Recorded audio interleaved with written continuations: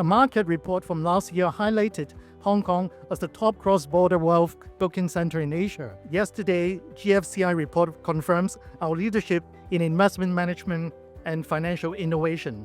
These are key pillars supporting our role as a regional and global wealth management leader. Congratulations to all the award winners for your outstanding achievements and exceptional performance.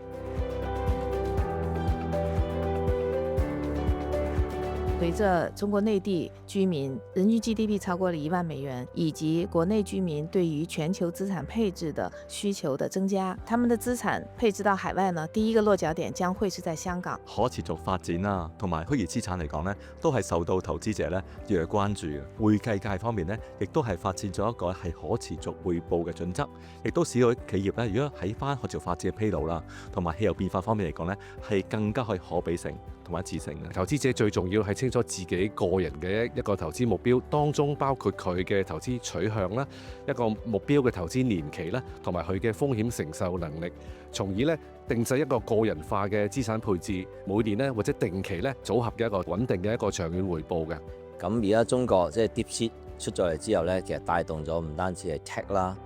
亦都廣泛地帶動咗股市上嚟。咁我覺得香港係一個好好嘅標地，咁所以我相信咧好多呢啲分咧。到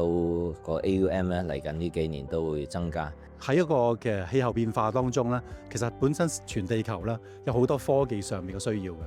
今年呢一啲咧每一個領域咧講緊1萬億以上嘅規模 ，Green Finance Hub 係一個綠色金融嘅一個中心嘅地位。咁從而亦都係吸引多啲資金嚟香港啦，投放喺呢一個領域當中。世界嘅經濟都瞬息萬變啦，退休基金咧應該係採取一個審慎啦，同埋係比較多元化嘅投資策略。咁同一時間咧，風險嗰個管理嘅措施亦都要到位啦。